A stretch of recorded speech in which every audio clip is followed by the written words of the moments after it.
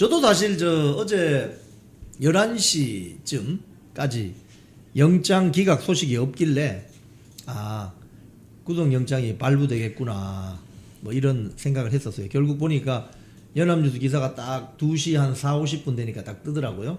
보통 구속영장 발부하면 새벽 3시쯤 중요 피의자 같은 경우는 새벽 3시쯤 지난번 그 서부지방법원에서도 새벽 3시에 그 구속영장 발부했잖아요. 네. 그렇죠? 자, 지금 이번에 이 상황을 보면 처음에 뭐 외환유치죄라고 뭐 난리를 피우더니 외환유치죄는 쏙 빼버리고 윤석열 전 대통령을 구속시켰잖아요. 네. 요건 좀 국민들 좀 속인 겁니까? 어떻게 보세요? 그러니까 전에도 무슨 사람들을 우롱하는 것도 아니고 탄핵 때도 그때 뭐 내란죄 없는 탄핵이었잖아요. 내란 없는 내란 탄핵이었다가 얘네들이 그러니까 이 사람들이 정말 이렇게 되게 권력을 잔인하게 쓰는 것 같아요. 진짜 사람을 막 이렇게 해코지하고 지금 우리 국민들이 느끼는 어떤 분노감이나 이런 절망감이 이게 좀 역사가 이렇게 퇴행하는 것 같다. 무슨 조선시대 때 사화 보는 것 같다라는 생각이 들거든요. 예, 이게 처음에는 윤석열 대통령을 뭐 이렇게 그러니까 뭐 그 탄핵 때는 이제 막 그 열기가 끌어오르니까 공수처를 대동해가지고 막 그런 뭐 또 그 딱풀 영장, 예, 그러니까 완전히 지금 절차를 다 무시하고 사실상 그 사법적인 단죄를 받아야 되는 게 그 공수처 오동훈 뭐 이런 사람들이라던가 그때 서부지법에 누구였죠? 서부지법에 그 3명 판사 있잖아요. 그렇게 막 뭐 판사 입법으로 해가지고 이 지역은 뭐 이 법조항을 예외로 한다. 무슨 초등학교 무슨 소꿉장난도 아니고. 되게 황당한 그런 식으로 법치를 무너뜨리면서 대통령을 불법 구금을 했던 사람들이 적반하장으로 그때는 이렇게 막 눈치 보고 있다가 지금 또 이제 탄핵이 되고 나니까 더 난도질하고 부관 참시를 하는 거죠. 근데 이번에 또 외환죄를 뜬금없이 꺼내가지고 이제 막 나가는 거죠. 뭐 무슨 대통령이 숨쉬고 있는 것도 뭐 내란죄라고 할 것 같아요. 지금 이렇게 보면은 아니 대통령이 민주적인 절차로 뽑혀가지고 이 사람 이거를 이제 그 민주주의라는 거는 승복이라는 게 있는 건데 이 사람들이 첫날부터 데이 원부터 뭐 퇴진하라 뭐 탄핵 뭐 여러 가지 가짜 뉴스 줄리니 뭐니 해가지고 광화문에서 인신모독과 그런 명예훼손을 엄청 하면서 했는데 그것에 대한 단죄는 전혀 없잖아요. 그거 자체가 민주주의를 파괴하는 행위거든요. 승복하지 않고 민주적이고 헌법적인 절차에 의거한 대통령을 그런 식으로 음해하고 가짜뉴스로 허위 사실을 퍼뜨리고 국가 안정성을 그런 국가 기강을 해치는 거잖아요. 예. 아니 그게 내란이 아니면 뭡니까? 반국가 세력이 아니면 뭡니까? 근데 대통령이 헌법에 명시된 계엄이라는 걸 했을 때 그것에 대한 정치적 책임이나 정치적 해석은 분분할 수 있겠지만 우리나라 헌법에서 된 사안은 뭡니까? 대통령제이기 때문에 대통령이 그런 뭐 형사소출을 받지 않고 국익을 위해서 오로지 국가적인 이익을 생각해서 당신의 안위는 신경 쓰지 마세요. 최소한 5년 동안은. 예? 우리나라는 지금 그 북한이라는 주적을 안고 있는 나라고 북한의 북핵 위협에 지금 시달리고 있는 나라잖아요. 그래가지고 안보 위협이나 이런 게 되게 심해가지고 지금 한미일 동맹으로 해서 나라의 건국 정신부터가 그렇게 된 나라인데 대통령이 뭐라고 했습니까? 대국민 담화에서 그 국가의 눈과 귀를 가리는 그리고 주적을 이롭게 하는 그런 입법 그런 적법한 그 절차들 다 무력화하는 그런 입법 폭주를 누가 하고 있습니까? 민주당이 있잖아요. 30번에 대한 탄핵으로 해가지고 뭐 예산도 다 그냥 삭감해가지고 국가의 눈과 전략자산을 눈과 귀를 가렸다고 하지 않았습니까? 그거만큼 비상사태가 어디 있어요? 우리 일반인들이 느끼는 것은 뭐 전시라든지 이렇게 표면적으로 나타나는 거지만 대통령은 굉장히 많은 국가 1급 보안 비밀들 다 알고 있잖아요. 그리고 심지어 대통령께서 이런 얘기까지 하면은 그 성관이 관련해가지고 이런 얘기까지 하면은 외교 분쟁이 나니까 내가 말을 못하겠다라고. 그러니까 대통령은 나라를 위하고 국익을 위하는 그런 자리고 그러기 때문에 사실상의 무한정한 재량권이 주어집니다. 그러니까 자기의 개인적인 비리를 감추거나 또는 무슨 진짜 뭐 어떤 사심을 갖고 전쟁을 일으키거나 이런 게 아니라면은 이 모든 그 법적인 직권에 있어서는 직권을 발동하고 그다음에 통치를 하는 행위에 있어서는 재량권을 주는 건데 그거를 일일이 말도 안 되는 이유로 뭐 공천 개입을 했네. 그리고 심지어는 그 사인 시절에 대통령 되기 전에 그 무슨 뭐 주가 조작이나 이런 거를 일반인한테 지금 적용해가지고 특검을 한다는 거는 정말 위헌적인 거죠. 예. 그리고 그 뭐 일사부재리 그런 원칙에도 되게 어긋나는 거예요. 그 검찰이나 수사기관에서 수사를 할 때도요 그런 어떤 그 철학이 좀 들어가 있어야 되는 거거든요. 아니 지금 윤상현 의원 같은 경우도 그거 다 수사해서 경찰에 수사해서 끝난 사안인데 다시 또 헤집어가지고 특검으로 한다라는 거는 이거는 굉장히 위헌적이지 않습니까? 예, 그 일반인의 인권도 되게 무시되는 거고 그래서 저는 이게 지금 외환죄 없이 윤 구속한다라는 거는 굉장히 그 사안을 막 부풀려가지고 윤석열 대통령을 악마화하고 윤석열 대통령 지지층이라든지 우파 지지층들한테 아 윤석열 이제 끝났어 뭐 이런 시그널을 보내기 위한 굉장히 무리한 수라고 생각합니다. 지금 외환 유치죄가 나온 것이 그 최초 이제 발설자는 쉽게 얘기하면 민주당 박선원 의원인데 박선원 의원이 이제 그 기자회견하면서 무인기를 막 보내가지고 평양에 북한의 도발을 유도하고 그래서 비상계엄을 선포하려고 했다. 근데 박선원이 이야기하지 않는 게 뭐냐 하면 그 이전에 북한이 무인기를 먼저 보냈어요. 대한민국으로. 네. 근데 이스라엘 같은 경우 이번에 보면 네타냐후 총리가 이란의 핵시설 관련 시설을 폭파시키잖아요. 네. 근데 이스라엘 법원이나 이스라엘 수사기관은 네타냐후 총리를 외환 유치죄로 수사하지 않죠. 네.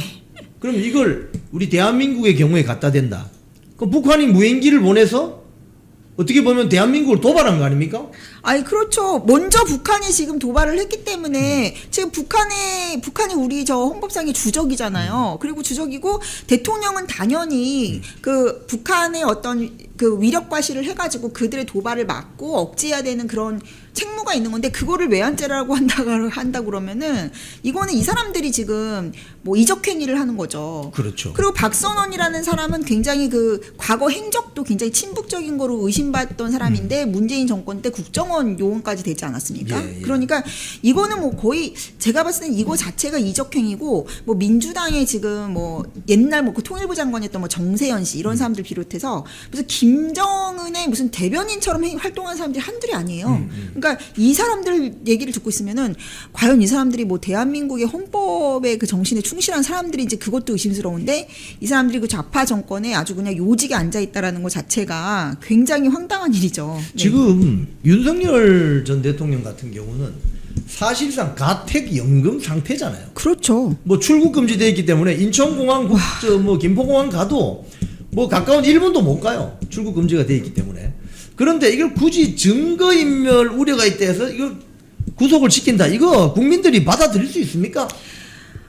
저는 이거는 되게 제가 봤을 때는 이거는 그 좌파 진영이 그리고 플러스 그 조경태 같은 이 국힘의 분탕 세력들이 윤석열 대통령의 존재감과 그 대통령께서 그 지지층에게 미치는 그런 파급력 있잖아요. 이제 그런 거를 굉장히 두려워하기 때문에 나오는 현상이 아닐까. 그러니까 완전히 동선을 지금 가둬놓겠다. 예. 그러니까 윤석열 대통령 어디 가면은 스포트라이트 받고 예. 사람들의 그 이목이 중시가 되고 그다음에 미디어 지분이 있잖아요. 윤석열 대통령의 특유의 그런 카리스마도 있고 그러니까 그것을 완전히 꺾어놓겠다. 예, 그런 아주 의도적인 거라고 생각을 해요. 사실 그러니까 이런 공식적인 활동 같은 것도 다 못하게 하려고. 그러니까 예전에 저 윤석열 대통령이 뭐 부정선거 영화만 이렇게 보고 격려하는 거 가지고도 난리를 쳤잖아요. 네. 그 난리를 치고.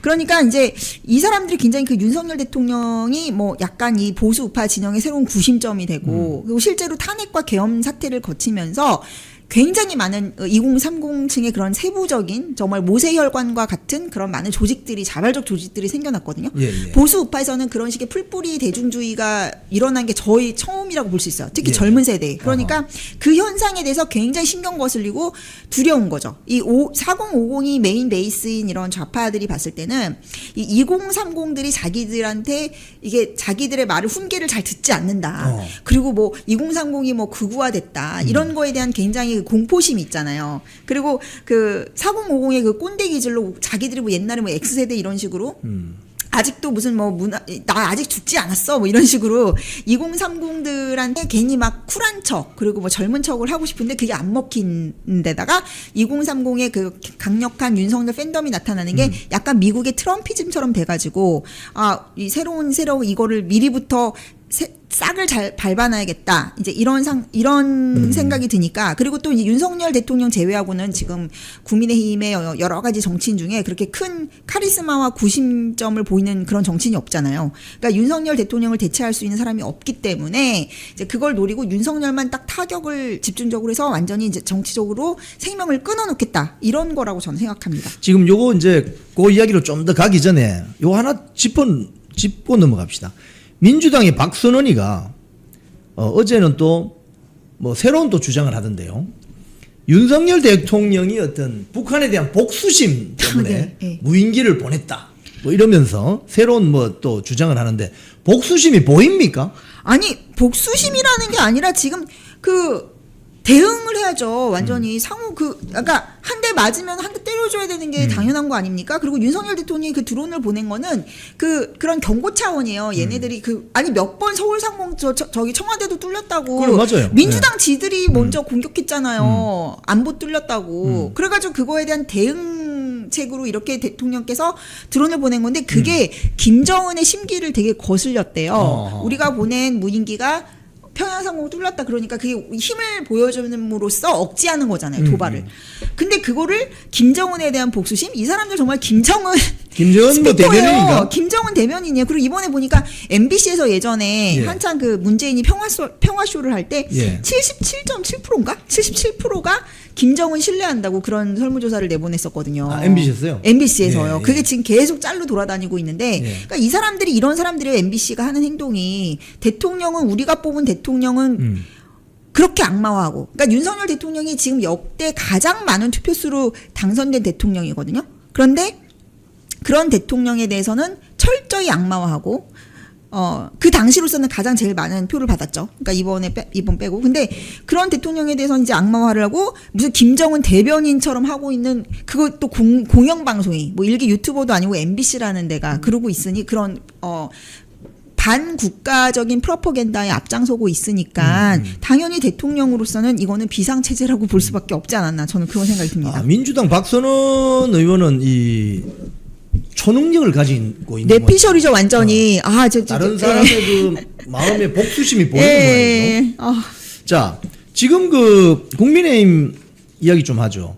윤석열 전 대통령이 이제 재구속됐는데 뭐 오늘 아침에라도 국민의힘 국회의원 중에 누가 뭐 단식한다는 사람이 있습니까? 혹시 뭐 삭발했다는 사람 들어봤습니까? 지금 이것도 제가 보니까 완전 조롱을 받고 있는 게 정말 그러니까 국민의힘 의원분들 진짜 좀 창피하셔야 될 것 같아요. MBC 같은 좌파 매체에서 어떻게 조롱을 하냐면 와 뭐 야 너네들 탄핵 그 옛날에 저 윤석열 대통령 체포 그 불법 체포 되실 때 불법 구금 되실 때 그렇게 뭐 한남동 관저 나와서 체포 저지한다고 막 그러더니 이제 니들 저기 발등에 불 떨어졌으니까 니들끼리 살려고 다 도망갔구나 이런 식으로 조롱하는 그런 보도를 했더라고요. 예. 그리고 거기에 붙여가지고 조경태 같은 사람한테 이게 마이크 주고서는 조경태가 KBS인가요? 거기다가 시사 프로 나가가지고 45 플러스 내란 특검으로 다 보내버려야 된다는 식으로 얘기를 하는데 진짜 어이가 없는 거죠. 그러니까 근데 싸우지 않는 사람한테 누가 지지를 해줍니까? 자기들이 스스로 도망가가지고 정말 이렇게 맞짱 뜨고 싸워야지 사람들이 지지를 해주고 응원이라도 해주는 건데 그렇게 이제 힘에 굴복하고 자기들이 알아서 나몰라라 하고 각자 흩어지면은 뭐 그냥 더 만만하게 버려지는 거죠. 지지층들한테도 버려지는 거죠. 그래서 저는 지금 의원들이 각자 살겠다고 나몰라라 하면서 내빼고 있고 내각에 있는 사람들마저 지금 거의 제가 듣기로는 지금 자기들한테 불똥 튈까봐 오히려 그런 수사 같은 거에 막 다 협조를 해주고 있다라는 거 아닙니까? 그 산하기관에. 그래서 그 얘기 듣고 너무 깜짝 놀랐어요. 그래서 이런 배신자 정당 그리고 이런 기회주의 뭐 친일파적인 뭐 스파이 정당 밀정 정당이 아닌가. 일본군보다는 밀정이 더 무섭다고 그러잖아요. 지금 좌파들은 동지를 챙기는데 우파들은 동문 챙기다가 망했다 뭐 이런 이야기도 있어요. 돌아서면 남남이다. 제가 페이스북에다도 뭐라고 썼냐면 그래가지고 열받아가지고 다들 기억하실 거예요. 우리 기자님도 다 기억하시겠지만 이재명이 당대표 되고 나서 자기 방탄할 때 그리고 그때 막 당사에 그때 검찰이 압수수색 들어갔잖아요. 그 이재명의 그 거대한 비리 범죄들, 뭐 대장동이니 백현동이니 성남 FC니 줄줄 있잖아요. 주변 사람들도 몇 명이 죽어나갔습니까? 아니 그래가지고 당사에 그 검찰들이 갔는데 막 의원들이 거기서 밤새 막 스크럼 짜고 그래가지고 막 검사들 못 들어가게 하고 그 수모당했던 거 보셨나요? 국민의힘 의원들? 근데 지금은 김용태, 조경태 같은 자들이 아유 내란 특검으로 다 잡아가야죠. 이딴 식으로 얘기하고 있으니 그러니까 이게 정당이 아니고 지금 지지층들이 너무 분노해서 국민의힘부터 이게 그 이재명한테 정말 사람들이 그러잖아요. 이재명이 말이 맞았네. 힘은 잔인하게 써야지. 지지층들이 지금 할 수 있는 게 뭐가 있습니까? 이 분노를 이 배신자들부터 먼저 처단해야지 이렇게 생각하겠죠? 지금 보면은 동지가 아니고 돌아서면은 남남되는 이 국민의힘 배지들 이거 어떻게 해야 되겠습니까 지금 이거? 저는 그래서 저는 뭐 이번 전당대회에 사람들의 그 관심이 상당히 떨어졌다고 생각해요. 국민의힘 지지층들이. 그리고 지난번 대선 때 김문수 후보를 지지하셨던 분들도 상당 부분 굉장히 이제 허탈감과 자괴감과 그리고 이제 뭐 배신감 이런 게 많이 들어서 일단 무관심해지고 있고 그래서 이제 그나마 그 분노감을 표출할 때가 이런 뭐 스피커들이나 그런 약간 인플루언서들 있잖아요. 찐 우파 인플루언서들 중심으로 모여가지고 이제 막 분노를 나누고 뭐 이런 식으로 이제 흩어지고 있는 상황인데 이런 상황이 된다면은 지금 국힘의 나머지 지금 기회주의적인 국회의원들이 보여주는 게 뭡니까? 지금 오로지 지금 국민의힘이 가지고 있는 뭐 그 당 재산 같은 것 때문에 지금 엄마 아버지 뭐 돌아가셔가지고 병구안할 생각은 전혀 관심이 없고 빨리 고려장 해가지고 우리끼리 얼마 안 남은 이 가산이라도 지금 털어가자 이런 거로 지금 버티고 있다라는 거예요. 그러면은 이 당 지금 요새 지지층들이 뭐라고 얘기를 하냐면 이 당 정말 내란 정당으로 다 그냥 싹 쓸어가지고 국고 보조금 다 토해내고 완전 망했으면 좋겠다 그런다는 거 아닙니까? 박찬대가 그렇게 또 막 뭐 내란 지금 레블쇼인가 어디서 그 뭐 국힘을 내란당으로 만들어가지고 김용민이 뭐 국고 보조를 다 환수하는 그런 법을 발의했다고 하니까 오히려 지금 국힘 지지층들이 제발 좀 그렇게 해줬으면 좋겠다라고 한다는 거 아닙니까? 그래서 저는 이런 식으로 가게 되면 결국에 당이 굉장히 분란이 많이 일어나게 되고 또 탄핵 반대 탄핵 찬성 지금 보면은 사실 이 당의 친윤이나 그 진정성 있게 탄핵 반대라든지 윤석열 대통령의 그 부당한 윤석열 대통령에게 가해지는 부당한 그런 되게 법치를 파괴하는 그런 정치 보복에 대해서 제대로 얘기하는 사람도 없거든요. 근데 오로지 탄핵 반대, 탄핵 찬성이 자기들끼리 권력 다툼 이걸로 의제화돼 가지고 이제 그걸로 분란이 날 것 같아요. 왜냐면은 그거를 이게 딱 그 의원들을 딱 이렇게 휘어잡을 수 있는 그런 구심점도 없고 리더십도 없기 때문에 그래서 결국엔 모래알처럼 이제 흩어지고 탄핵을 찬성했니 탄핵을 반대했니 이런 식으로 뭐 내란으로 사람을 동지를 팔아넘겼니 이런 의제들이 결국 내부 분란의 불쏘시개가 될 거다. 저는 그렇게 생각합니다. 지금 오늘 그 아침에 보도된 여론조사 결과를 보면 국민의힘 지지층이 차기 전당대회에서 누구를 당대표로 지지할까 이 여론조사가 나왔는데 이 국민의힘 지지층입니다. 김문수 후보가 48.6%, 한동훈이 22.8%, 뭐 나경원 의원 이런 순으로 나왔는데 이거 어떻게 분석하세요? 저는 제가 이제 또 제가 이제 학술적으로 이제 웹조사 이제 마케팅 방식을 이제 동원해가지고 제가 정치 분석을 계속 하고 있거든요, 주기적으로. 근데 제가 어제 이제 딱 뽑아봤어요. 1000명 웹조사를 해가지고 이제 그 웹조사라는 건 약간 패널 분석하고 비슷해요. 그러니까 추이를 보는 거죠. 그리고 이제 보통 정치 여론조사는 이제 전화를 해가지고 이영풍 대표님은 어떤 당을 지지하십니까? 이거 앞으로의 그 의사를 물어보잖아요. 근데 마케팅 조사는 구매를 물어보는 거기 때문에 이미 벌어진 행동을 역학해서 추적하는 거거든요. 그러니까 누구 찍으셨습니까?를 물어보는 거예요. 근데 제가 이렇게 해보니까는 윤석열 대통령이 48% 받았었잖아요. 윤석열 대통령 지지층 중에 7대3으로 갈라졌어요. 그러니까 뭐냐면 70%는 친윤, 30%는 반윤. 근데 이 반윤을 다 이제 결국에 구도가 친윤 반윤 구도인데 그러니까 지금 김문수 후보님 어떤 여론조사를 받아도 다 패턴이 나와요. 김문수, 나경원, 뭐 윤상현 등등 해가지고 이제 친윤 성향을 다 모았을 때는 우파 중에 70% 지분이 있는 거고 그렇게 생각하시면 됩니다. 윤석열 대통령에게. 그렇죠. 친윤적인 지지층이 70, 반윤적인 지지층이 30으로 보시면 돼요. 그러면은 그게 그 30이 또 한동훈을 찾아가고 이준석을 찾아가고 막 그렇게 되는 거예요. 그래서 제가 이렇게 이번에 이준석을 찍었던 이준석이 한 8% 가져갔잖아요. 예, 예. 8% 이준석을 찍었던 사람 중에 한 50% 지분은 한동훈 지지자예요. 한동훈을 지지했는데 한동훈이 선거에 못 나오니까 김문순 찍기 싫고 이준석을 택한 게 한 절반인 거예요. 그렇게 보시면 돼요. 그게 예, 예. 이준석계 다가 아닌 거예요. 예, 예. 그러니까 이준석이 계속 보면은 3% 정도 나오잖아요. 예, 예. 그러니까 저도 되게 놀랐던 게 이번에 저도 이준석이 아마 저도 저기 기자님하고 비슷하게 전망을 했었는데 4, 5% 받지 않을까? 막 네. 우리 이렇게 했는데 8%가 나서 놀랐는데 그게 한동훈 쪽이 붙었기 때문이에요. 한동훈 쪽의 그 표가. 그래서 저는 이거의 의미는 뭐냐면 지금 이제 김문수 후보님 비롯해서 많은 이제 당내 세력들이 이제 겁도 나고 자기도 윤상현 의원처럼 이렇게 뭐 벌써 장제원 의원도 참 우리가 안타깝게 비극적으로 보냈는데 이 이제 뭐 윤석열 대통령이랑 어떻게 해서든 엮여 있거나 이러면 나한테도 칼이 들어오지 않을까? 겁을 다 먹게 하고 그래서 지금 뭐 김문수 후보님 비롯해서 다들 뭐 이제 뭐 태세 전환을 해가지고 예전에는 탄핵을 반대하고 그다음에 민주당의 지금 지지층의 정서는 계엄은 민주당의 폭주 때문에 불가피했다가 80% 70%예요. 근데 그것에 대해서는 얘기하지 않고 이건 모든 게 다 윤석열 탓이다. 윤석열 때문에 우리가 망했다라고 가면은 지금 보수 주류인 70% 80%의 사람들한테 상처를 주는 겁니다. 그리고 그분들이 또 뭐 지금 이제 윤석열 대통령이 지금 이미 구금이 되셨기 때문에 이제 뭐 반한 이것만 가지고서는 안 되는 거예요. 반한 그것만 가지고는 안 되고 이제 윤석열 대통령에 대한 어떤 상처를 막 부비고 막 이러면 그걸 외면하게 되거든요. 근데 이 당이 지금 안 그래도 열받아 죽겠는데 계속 계엄 얘기하면서 윤석열 대통령 부감 참시를 하는 거죠. 막 어글리한 짓을 막 하고 있으니까 그러면 어떻게 됩니까? 관심이 멀어지고 이탈하게 되죠.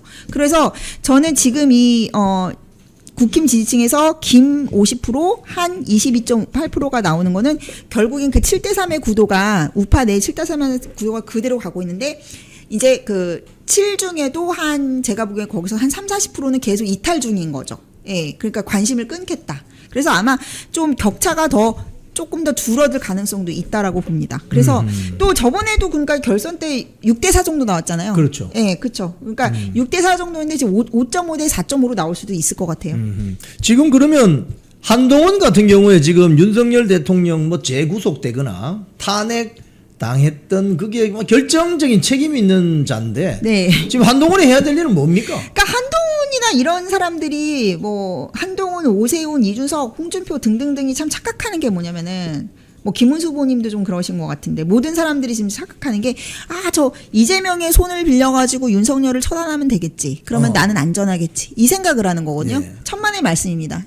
이재명 이렇게 되는 거예요. 이게 복수의 무슨 연쇄사슬처럼 분노의 연쇄사슬처럼 이재명이 이제 이 사람들의 마음을 대신해가지고 조경태 같은 사람들 마음을 대신해가지고 막 치잖아요. 윤석열 대통령도 해코지하고 또 친윤 의원들 해코지 할수록 이 미디어 프레젠스라고 해가지고 이제 계속 사람들한테 보이는 거예요. 그게 그러면은 이제 사람들이 잊고 싶었던 외면하고 싶었던 마음이 다시 또 올라오면서 사람들이 지금 보수우파 지지층들이 지금 너무 이재명의 폭주에 대해서 허탈하고 막 열받아 있는데 자기의 어떤 비루한 우리가 지금 권력을 잃었기 때문에 이렇게 약자가 되고 당하는구나. 그 상실감과 그 분노 있잖아요. 그 서러움이 윤석열이라는 어떤 정치인을 통해서 투사되는 거예요.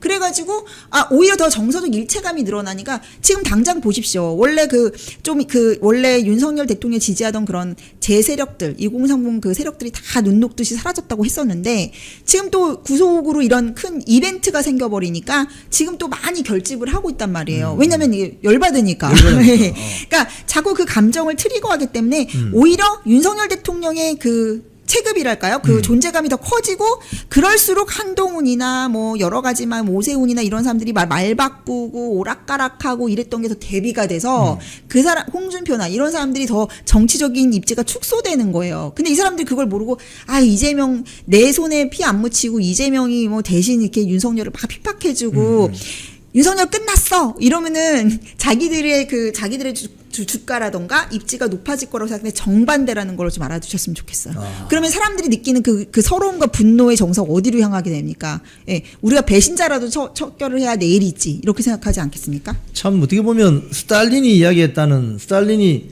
서방 세계에서 자기를 위해서 도움을 주는 공작원 세력들을 뭐라고 했냐면 쓸모 있는 바보들. 쓸모 있는 바보. 쓸모 있는 바보들이다 이 말씀이군요. 그러니까 이재명이 지금 보십시오. 또 제가 한 가지 조금 노티스한 게 있는데 그 이재명이 저 이번에 특검이 윤상현 의원한테는 어거지성의 그런 위헌적인 압수수색을 했는데 예. 사실 그 제목이라고 해야 되나? 뭐 그 윤석열 대통령하고 김건희 여사 공범이라고 지금 적시를 했는데 그 명태균하고 직접적인 연관이 있고 그때 당대표였던 사람 공천장에다 도장 찍어주는 사람은 이준석이었어요. 근데 이준석은 건들지도 않잖아요. 왜 그럴까요? 이준석이 제가 이렇게 또 웹조사를 돌려보니까 이준석을 원래 좌파들이 굉장히 띄워주고 좋아했었는데 저번에 이준석이 그 이재명 아들 얘기를 막 이렇게 했었잖아요. 그 그 희롱인가요? 그런 것과 관련된 것을 그걸로 좌파들한테 엄청 찍힌 거예요, 이준석이. 그래서 좌파들이 가지고 있는 이준석에 대한 혐오감이 어마어마하더라고요. 예. 니까짓게 무슨 이재명 감히 우리 존엄을 막 건드려? 이런 거예요. 그러니까 만만한 윤석열이나 건드리지 왜 이재명한테 네가 맞서? 이래가지고 지금 그때 이준석을 뭐 제명해버리겠다라는 또 실력 행사를 하니까 이준석이 그때 바짝 졸아가지고 또 고개 숙여서 자기가 뭐 경솔했다 하면서 이준석 원래 절대 사과 안 하잖아요. 보수 정치인들한테는 막 뭐 폐륜적인 거 뭐 별별 소리를 다 하면서도 뭐 꼰대 정당이네 뭐네 하면서 계속 그 노인 정당인이 폄하를 하면서도 절대 사과를 안 하던 이준석이 좌파들한테 이렇게 찍히면은 정말 200명 실력 행사해가지고 나 배지 날아갈 수 있구나. 이거 그 맛을 보더니 그 매운맛을 보더니 딱 바로 사과를 했거든요. 그러니까 지금 오히려 이준석 그때 당대표였고 명태균이랑 같이 막 그 홍매화 심는 것까지 다 폭로가 됐는데 압수수색 안 들어가지 않습니까? 네. 그러니까 지켜주는 거죠. 아하. 왜냐하면 쓸모 있는 바보기 때문에. 쓸모 있는 바보들. 네네. 쓸모 있는 바보 계열이 그러니까 그 뭐 유승민, 안철수, 그다음에 뭐 홍준표, 오세훈, 이준석 등등등이죠. 이준석 뭐 한동훈. 그러니까 이준석하고 한동훈이 이제 새로운 주자. 보수에 쓸모 있는 바보들의 그 새로운 주자죠. 쓸모 있는 네. 바보들. 결국 나중에 그 혁명 나가면 쓸모 있는 바보들이 1순위로 처단됩니다. 맞아요. 네. 자, 우리 그 해외로 좀 눈을 돌려봅시다. 지금 국내에 네. 보면은 뭔가 대한민국 정치 너무 답답하고 아니 보수 우파 진영에서 배출된 대통령이 3명이나 지금 구속이 되고 이런데 지금 우리 그러면 대한민국에 그럼 진정 이 광장에 나와 있는 또는 이 애국 우파 국민들의 정말 그 어떤 쓰린 마음을 품어줄 수 있고 또 뭔가 좀 대안을 제시해 줄 수 있는 보수 우파 신당 나올 수 없습니까? 저는 신당이 나와야 된다고 생각해요. 네. 일단은 제일 지금 문제가 되는 게 그러니까 여러 가지 저는 조건들을 한 4가지 정도로 얘기하고 싶은데 네. 제가 웹조사를 뽑아 보니까 저번에 김문수 후보님을 찍었던 찍었던 지지층 한정에서 보면은 80~90%가 그 선관위 문제. 그러니까 선관위가 그 전산 문제를 밝히지 않았잖아요. 전산 그런 해킹 그 위험성에 대해서 투명하게 감사받지 않았고, 그 다음에 또 채용 비리가 있었고, 그리고 그 투표자 수와 실제 그 투표를 했다고 한 것과 실제 투표 수 그거를 비교하는 것도 밝히지 않았고, 예, 그 카운팅하는 것도 투명하게 밝히지 않았기 때문에 그런 문제에 대해서 낱낱이 철저하게 감사 수사해서 밝혀야 된다라는 게 거의 90%예요. 여론이 김문수 후보님을 찍었던 분들이. 예. 그래서 지금 뭐 그 승복하면 안 된다 이런 얘기가 나오는 게 너무 절차상의 문제가 많았기 때문에 예. 제가 이제 웹조사를 찍어 보니까 그거는 맞는 것 같아요. 뭐냐면은 그 권영국인가요? 그러니까 이준석하고 권영국은 사전투표 비율이 5대5로 차이가 없어요. 그렇죠. 근데 보수 쪽은 확실히 우리가 저기 사전투표를 하면 안 된다라는 그 인식이 있어서 보수 쪽은 확실히 7대3 뭐 그 정도. 그리고 이제 저쪽도 뭐 6대4 이런 정도로 사전투표와 본투표의 그 행동 패턴이 다르게 나타나더라고요. 그거는 있는데 사전투표에 너무 허술한 점이 많고 이상한 뭐 절차도 많고 실제로 참관인으로 가신 분들이 이의제기라면 입틀막당하고 이런 것들이 현장에서 일어나기 때문에 확실하게 선관위가 이게 막 은밀한 카르텔화 돼가지고 어떤 행동, 어떤 짓을 하면서 어떤 식으로 뭐가 부실하게 혹은 뭐 부정하게 그렇게 투표가 관리되고 있는지를 국민들이 굉장히 불신하고 있다는 거죠. 그리고 특히 보수 우파내에서는 그 점이 되게 강한데 아무도 얘기 안 하잖아요. 선관위 문제 누가 얘기했습니까? 국민의힘 의원 중에 107명 중에. 그래서 저는 그 의제가 사실은 단순히 우리나라의 부정선거 이슈만으로 가는 게 아니고 이게 상당히 글로벌한 이슈가 되고 있어요. 중국의 내정 간섭. 실제로 전 세계적으로 중국이 내정 간섭을 해가지고 막 뭐 정치인들 매수하거나 그리고 지금 그 트럼프 정부의 FBI 뭐 파델 그 국장이 얘기하지 않았습니까? 실제로 중국에서 조직적인 그 서류 조작, 운전면허 조작이 있었고 그 정보들이 틱톡을 통해서 빠져나갔다는 구체적인 그런 정황이 나왔고 또 뭐 왕후닝 저 모스탄 대사인가요? 고든창인가요? 그쪽에서 그 부정선거 감시대에서 확실히 얘기했잖아요. 왕후닝이라는 사람이 있다. 그러니까 이게 이런 구체적인 굉장히 실체적인 정황들이 드러났기 때문에 이 부정선거와 이 선관위에 대한 이슈가 우리나라만의 이슈가 아니고 굉장히 글로벌한 이슈라는 거예요. 그래서 지금 트럼프가 영국 개혁당의 패러지를 트럼프하고 머스크가 대놓고 지지를 했거든요. 지금은 이제 막 그런 식으로 미국이 뭐 우린 내정 간섭 안 해요. 그래서 뒤로 어떻게 뭐 반군 지원하고 뭐 또 테러 빌미로 해가지고 이렇게 전쟁 일으키고 그런 시대가 아니고 이젠 트럼프도 자기의 뭐 프랜차이즈 만들듯이 연락사무소 만들고 뭐 이렇게 맥도날드 지점 만들듯이 완전히 이제 개별 그 나라마다 지금 중국과의 싸움을 벌이고 있는 거예요. 다 나라마다 지금 뭐 호주도 그렇고 캐나다도 그렇고 친중 정치인들이 있고 친중 카르텔이 있잖아요. 그러니까 이제 트럼프도 직접 그 국내 정치에 개입을 해가지고 자기 우군을 만드는 거죠. 그래서 이번에 폴란드 대통령이 그 무소속으로 나왔는데 굉장히 강성 우파고 그다음에 역사학자고 국가기록원장이었는데 무소속으로 나와가지고 돌풍을 일으켜가지고 주류 정치인을 이기고 된 거예요. 근데 그 대통령도 트럼프가 완전히 꼭 집어가지고 지지를 했다는 거. 그게 굉장히 의미심장하죠. 오늘 우리 심규준 교수님이 참 분석을 아주 다각도로 웹 조사한 것까지 지금 말씀을 잘 해주셨습니다. 자, 우리 패널 교체하기 전에 마지막으로 한 말씀 해주시죠. 네. 지금 저는 그러니까 그 윤석열 대통령 구속이 민주당에게 자충수이다. K드라마 윤석열 그는 결국 돌아온다. 이런 얘기를 좀 해드리고 싶은데요. 왜 그러냐면 일단 정치인은 아젠다입니다. 그러니까 뭐 이게 저는 지금 보수 우파가 새로운 시기로 이제 윤석열 대통령을 기점으로 해서 이제 보수 우파가 많은 자각과 자기 인식을 하는 시기라고 생각하는데 소위 말해서 현자 타임이라고 하잖아요. 그러니까 지금 많은 우파 시민들이 느끼는 건 우리가 약자구나.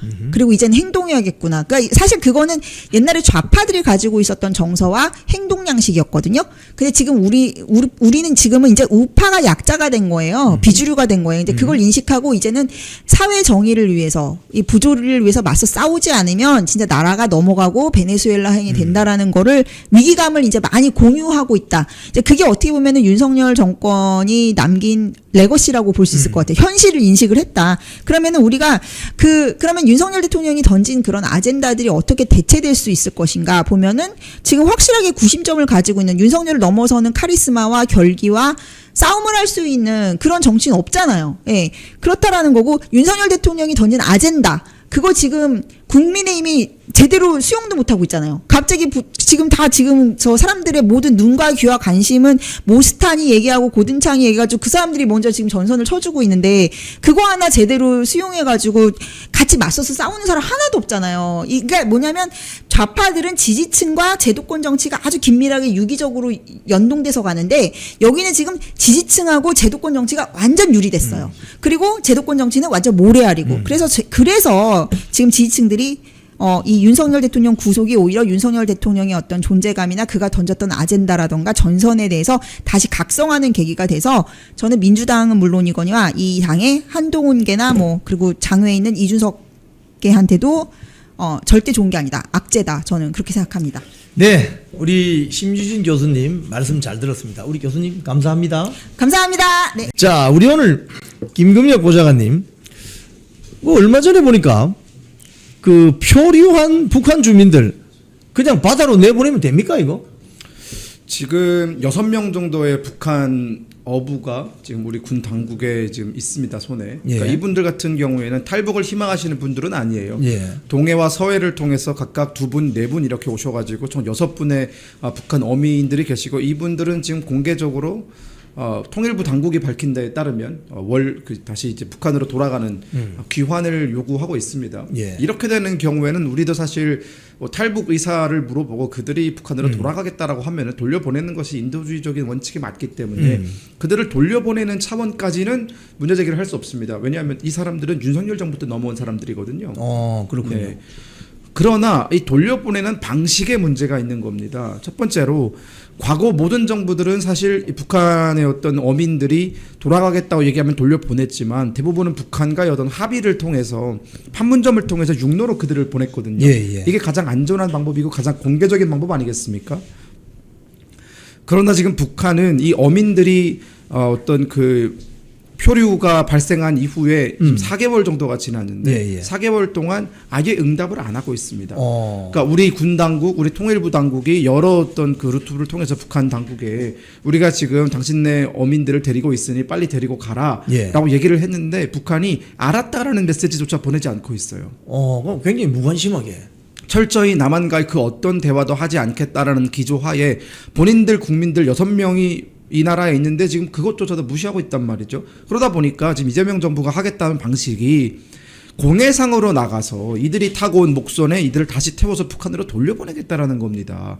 저는 이 방식의 문제 제기를 하는 것이고요. 그러니까 이건 그냥 죽으러 보내는 것이거든요. 그렇죠. 그분들이 한국으로 오게 된 이유가 뭡니까? 목선, 지금 사실 21세기에 누가 목선을 타고 다닙니까? 북한밖에 없죠. 이 목선을 타고 물고기 잡이를 나갔다가 결국은 그 목선이 문제가 돼서 표류를 하다가 우리나라로 떠밀려 오게 된 것인데, 똑같은 방식으로 그 목선 대충 수리를 했다고 해서 그들을 공해상으로 보내서 북한 해역까지 니들이 알아서 배를 운전해서 가라라고 한다면, 아니 그 사이에 무슨 폭풍을 만날 수도 있는 것이고요. 또 그 목선이 고장날 수도 있는 것인데 그때 가서 어떻게 하겠습니까? 지금 목선에 쉽게 이야기하면 모터보트가 달려 있어요. 그래서 그런 것들을 달아줬다라는 겁니다, 지금. 그러니까 원래 서해에서 타고 온 사람들의 그 목선은 너무나 낡아서 그건 폐기 처분을 했고요. 동해로 이제 온 사람들 같은 경우에는 그나마 목선의 형태가 좀 남아 있어서 여기에 이제 모토를 달아줬다라는 건데, 생각을 해보십시오. 모토를 달고 공해상에서 북한 영해로 진입을 해서 본인들이 원하는 곳까지 가는 건 굉장히 어렵습니다. 근데 그 북한 지역에는 지금 어업인들이 목선을 타고 조업을 합니까? 대부분의 북한 어민들은 다 목선을 탑니다. 그러니까 연안에서 연안과 대양으로 나누지 않습니까? 대양 어선 같은 경우에는 그나마 그래도 뭐 철갑선을 타는데요. 근데 뭐 그렇게 많지는 않습니다. 원양 어선이 그렇게 북한은 많지 않아요. 대부분 다 연안 어선들이고 한 90% 이상 목선을 사용합니다. 그러면 그게 뭐 작업 할당량이 정해져서 나와서 작업하다가 이렇게 조류나 이런 게 떠밀려서 이 대한민국 쪽으로 밀려오는 거예요? 어떻게 되는 거죠? 보통의 경우 그렇습니다. 북한도 최근 들어서 이제 어업 활동에 대해서 상당히 큰 관심을 기울이면서 그 해안가에서 근무하는 그 바다 지역에서 근무하고 있는 어민들한테 굉장히 높은 할당량을 좀 제시를 하고 있거든요. 그러다 보니까 이들이 결국은 이런 자그마한 목선을 타고 물고기 잡이를 나올 수밖에 없는 그런 환경에 노출이 되는 것이 강요받게 되는 것이죠. 근데 이들이 그렇게 왔다가 결국은 배가 문제가 돼서 떠밀려 왔는데 다시 그 배에 태워서 다시 공해상으로 보내서 북한으로 알아서 가라라고 하는 것은 이건 정말 책임을 떠넘기는 거고, 이 북한 당국이 그들을 마중 나오지도 않는 마당에 어떤 일이 일어날지 모르거든요. 그러니까 이거야말로 비인도적인 처사다라는 생각이 좀 듭니다. 사실 그 문재인 정권 때 그 기억나는 장면이 그 어선을 타고 일종의 뭐 도주라고 해야 될까요? 뭐 탈북이라고 해야 될까요? 왔는데 그 사람들 판문점을 통해서 그냥 떠밀듯이 보내버렸잖아요. 그렇죠. 그 사건하고 비교하면 어떻게 보십니까? 그 사건하고 비교했을 때 일단은 그 사건은 이제 어머니 2명이었죠. 어머니 2명이었고, 그리고 이들이 선상 반란 내지는 선상 살인을 했다라고 문재인 정부는 주장을 하고 있거든요. 근데 그를 사실 그런 어떤 안에서 어떤 일이 일어났는지에 대해서 확인할 수 있는 증거는 삭제가 된 상태였습니다. 그리고 또한 조사를 진행하는 사람이, 예컨대 우리가 보통 경찰관이 조사를 하고 검찰이 그 조사를 들여다보고 재판에 넘어가서 판사가 판사봉을 두드려야 그 사람한테 죄가 있는지 없는지 여부를 따지는 건 아니겠습니까? 당연하죠. 그러나 당시 탈북 어민에 대한 어떤 그 판결은 매우 급속도로 진행이 됐었고 매우 졸속 진행됐었고 그 현장에서 그냥 진술 몇 개를 받아가지고 아 너희들은 살인자가 맞다. 여기에 더해서 북한이 이들은 살인자다라고 얘기를 했었거든요. 그러니까 북한의 말만 믿고 그냥 어떠한 재판 절차도 거치지 않은 채 4일 만에 이들을 강제 북송시켰단 말입니다. 이거야말로 강제 북송이었고 그때는 북한도 이들의 북송을 강력하게 원했습니다. 그러니까 이게 좀 차이점이 있죠. 하지만 지금은 북한이 이들의 북송을 원하지 않고 있어요. 어민들은 돌아가고 싶어 하는데 북한은 받고 싶지 않아 합니다. 마찬가지로 지금 우크라이나에 북한군 포로 2명이 있거든요. 예, 예. 이 포로들도 둘 중에 한 명은 북한으로 가고 싶어 하는데 예. 북한 당국은 이들의 존재조차 인정을 안 하고 있습니다. 아하. 그러니까 지금 이런 현상이 벌어지고 있는 것이다. 북한의 야. 국민 포기. 하지만 그렇게 북한이 일단 자신들의 국민을 포기했으면 우리는 대한민국 헌법에 기초해서 이들의 4개월이나 지났기 때문에 이들을 충분히 설득할 수 있고 대한민국에서 살 수 있도록 여러 가지 어떤 조건을 마련해 주는 것이 당연하나 이재명 정부가 지금 추진하고 있는 것은 모든 관계가 단절된 상태에서 어떻게든 꼬투리를 잡아서 북한과 대화의 물꼬를 트려는 것이거든요. 그러다 보니까 뭐 그 대북 전단 금지법도 다시 실행을 시키고 있는 것이고 예, 예. 뭐 그 대북 확성기도 중지를 먼저 시켰죠. 여기에 더해서 4개월 넘게 한국에서 체류 중인 이 북한 어민들을 공해상으로 보내는 이런 기상천외한 방법을 통해서라도 어떻게든 북한의 어떤 관심을 한번 끌어보겠다 이런 것이 이재명 정부의 목표라고 지금 생각합니다. 이번에 뭐 총리가 된 그 김민석 총리 같은 경우는 탈북한 탈북민들을 모욕했다는 어떤 그런 비판에 서 있는데 이 사과는 했습니까? 안 했습니다. 안 했죠. 안 했습니다. 저희가 요구했던 게 탈북민 커뮤니티가 김민석 총리한테 요구했던 건 예. 국무총리 자격이 없으니 내려와라 이게 아니었습니다. 뭐 다른 10가지의 혐의가 혐의라기보다는 10가지 의혹 사항이 있지 않습니까? 예, 예. 그러니까 탈북민들은 이 10가지 의혹 사항을 다 잘 모릅니다. 그 중에서 가장 그들이 분노하고 있는 지점은 결국 탈북민을 반도자라고 부른 점, 도북자라고 부른 점이거든요. 그러니까 그런 부분들에 대해 나머지는 뭐 어떻게 해명을 하든지 간에 잘 모르겠지만 이 부분에 대해서만큼은 진심 어린 사과를 해주면 넘어가겠다 정도였어요. 근데 이것조차도 안 했단 말입니다. 결국 본인이 여전히 그때의 생각을 버리지 않았다라는 것에 대해서 고집을 부리고 있는 것이고요. 저는 그렇기 때문에 김민석 후보자 이제 총리가 됐죠. 네, 김민석 총리의 어떤 그 과거 발언, 이 북한 이탈 주민에 대한 어떤 모욕적인 발언에 대해서는 저는 앞으로 시간이 날 때마다 지속적으로 계속 문제 제기를 할 생각입니다. 사과를 할 때까지 우리는 이것에 대해서 좀 문제 제기를 할 필요가 있다. 보수층이 항상 잘 싸우지 못하는 이유가 한때 들끓을 때는 막 또 들끓어요. 근데 또 시간이 지나면 또 팍 식습니다. 냄비 근성. 다른 주제로 넘어가 버리죠. 근데 그 사람 그럼 좌파들은 다른 주제로 좀만 버티면 이슈가 전환이 되니까 사과를 안 하고 버팁니다.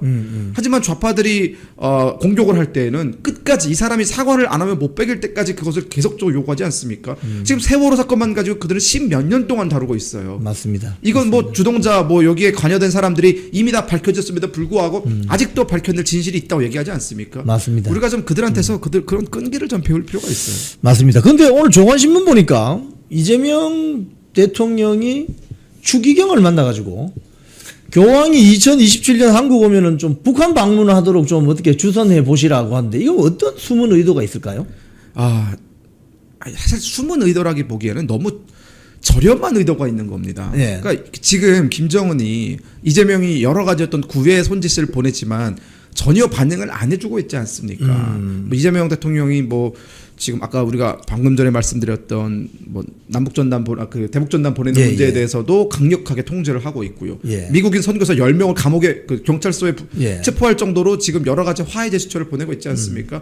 그럼에도 지금 북한은 이재명과 상대하고 싶은 마음이 없습니다. 예, 애초에 지금 북한은 이미 문재인 때 어차피 남한의 좌파나 우파나 본인들과의 어떤 대화를 통해서 자기들한테 해줄 수 있는 건 많이 없고 결국 미국과의 관계 개선이 가장 중요하다 생각을 하기 때문에 철저하게 무시하고 있거든요. 근데 이재명 정부는 지금 그게 어떻게 보면 굉장히 필요한 겁니다. 왜냐?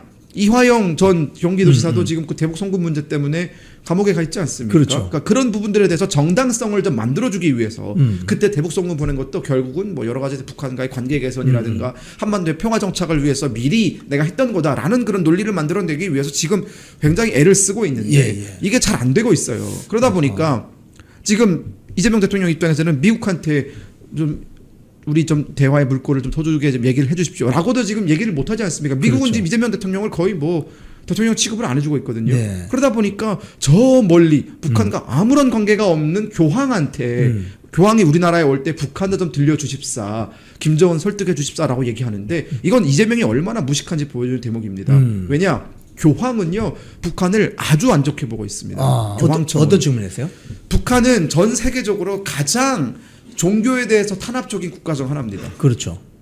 그리고 이제 뭐 그게 카톨릭이든 불교든 뭐 그게 뭐 이슬람이든 어떤 종교가 됐든지 간에 북한에서는 매우 강하게 탄압하고 있거든요. 예. 그리고 북한의 지하교인들은 엄청난 탄압과 엄청난 감시 그리고 그런 위험에 노출되어 있습니다. 예. 그러니까 이런 부분에 대해서 교황청에 항상 문제 제기를 했어요. 예. 평화 이런 것도 중요한데 교황청 입장에서 중요한 것은 교인들이 안전하게 종교 생활을 신앙 생활을 하는 게 중요한 것 아니겠습니까? 그렇죠, 그렇죠. 교황청이 한반도의 평화에 뭔 관심이 있어요, 솔직히 말하면. 그런데 그런 사람에게 대해서 전혀 TPO가 맞지 않는 요구를 하고 있다. 교황청 입장에서는 웃으면서 뭐 알겠다고 하겠지만 얼마나 어처구니가 없겠습니까? 지금 북한의 어떤 종교 탄압 문제에 대해서 교황청은 항상 문제 제기를 하고 있는 입장인데 그런 나라에 가서 교황청이 남북 평화를 위해서 좀 좋은 말을 해달라? 이거는 전혀 상황 파악을 못 하고 있는 거다라는 생각이 좀 듭니다. 쇼 하겠다는 어떤 그런 이야기 같은데 네. 교황청은 말씀하신 것처럼 이 종교 탄압하는 국가에 대해서 상당히 적대적이고 어게인스트하기 때문에 이건 그렇죠. 성사되기가 힘들겠다, 그죠? 그러니까 쇼를 하는 건 좋은데요. 어느 정도는 그래도 의미라든가 뭐 여러 가지 재반 사항을 파악을 한 다음에 쇼를 해야지. 일단 쇼를 해놓고 주소수를 하면 어떡합니까? 그러니까 이건 좀 너무 이재명 정부에는 그 탁 현민이 없나 봅니다.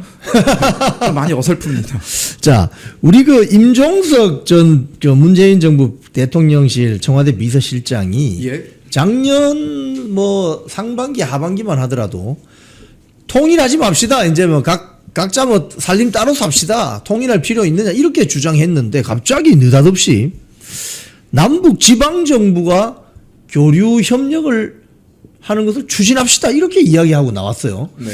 이거 상당히 좀 뭔가 좀 묘한데 어떻게 보세요, 이거? 일단 임종석 실장이 작년에 그런 발언을 한 배경에는 재작년 말부터 그러니까 2023년 12월부터 김정은이 느닷없이 예. 남북 관계 완전한 단절을 얘기하면서 급기야 북한은 헌법에서 이제 그 통일이라는 조항도 뺐고요.